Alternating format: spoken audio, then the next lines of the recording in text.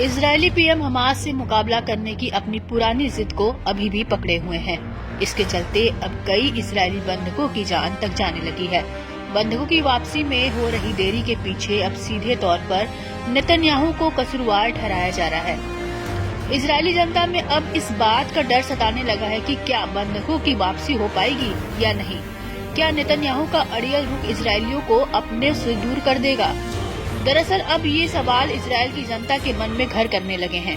इस बीच Israeli media outlet ने भी एक खुलासा कर सबको चौंका दिया है। चैनल 12 की माने तो दिसंबर महीने में गाजा में आईडीएफ के एक रेस्क्यू मिशन में इजरायली बंधक सहार बरूद की मौत हो गई। दरअसल इजरायली सैनिक इस खुफिया जानकारी के साथ आगे बढ़े थे कि बंधक को गाजा की एक इमारत में रखा गया था, मगर ये जानकारी गलत निकली। दावा है कि वहां कोई और विचारहीन बंधक मौजूद था। लिहाजा इजरायली जवानों ने बिल्डिंग में घुसते ही गोलियों की बौछार कर दी। हमास और आईडीएफ के वार पलटवार से एक गोली इजरायली बंधक के सिर में भी लग गई, जिससे बंधक की मौके पर ही मौत हो गई। इस ऑपरेशन में कई जवान गंभीर रूप से घायल भी हुए थे। वहीं इजरायली मीडिया आउटलेट मारीफ की ओर से कराए एक पोल में बड़ा खुलासा हुआ है। इसके तहत 74% इजरायली मानते हैं कि इजरायल को बंधकों की रिहाई के लिए डील साइन करनी चाहिए, चाहे इसके लिए हमास से युद्ध रोकना ही क्यों न पड़े। इजरायली मीडिया ने आगे बताया कि 7 अक्टूबर 2023 की घटना के बाद इजरायली लोग हर दिन बड़े झटकों को झेल रहे हैं। चैनल 12 की स्टडी में खुलासा हुआ कि इजरायली जनता वो असहनीय दर्द झेल रही है जिसको उसने कभी सपने में भी नहीं सोचा था।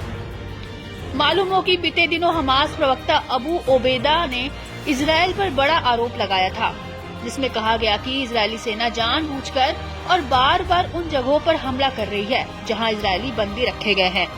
हमास ने दावा किया था कि नेतन्याहू और हलेवी किसी भी तरह से गाजा में अपने बंदियों से छुटकारा पाने की कोशिश कर रहे हैं। बता दें कि गाजा युद्ध को लेकर नेतन्याहू का कॉन्फिडेंट अब उन पर ही उल्टा पड़ता दिख रहा है। इजरायली सेना न तो हमास लड़ाकों को जड़ से मिटा पा रही है, न ही हमास की कैद से इजरायली बंधकों को छुड़ा पा रही है। हमास ने दावा किया कि इजरायली सेना की ओर से बंधकों की हत्या ताकत से बंधकों को आजाद कराने की इजरायली पीएम की नाकामी को दिखाता है। समूह ने जोर दिया कि सैन्य दबाव से बंधकों को आजाद नहीं किया जाता है, बल्कि इससे उनकी मौत होती है। हमास ने कहा कि अगर इजरायल को समाधान चाहिए तो वह सिर्फ तभी मिल सकता है जब वह हमलों को खत्म करे। इजरायली सेना को गाजा से वापस बुलाए और कैदियों की अदला बदली डील के साथ आगे बढ़े।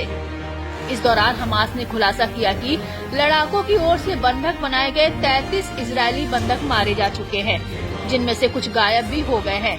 हमास ने इन मौतों के लिए इजरायल को जिम्मेदार ठहराया है। समूह ने चेताया कि बेपरवाह युद्ध जारी रखने से आप अपने कैदियों को हमेशा के लिए खो सकते हैं। बहुत देर होने से पहले आपको जो करना चाहिए वो करें।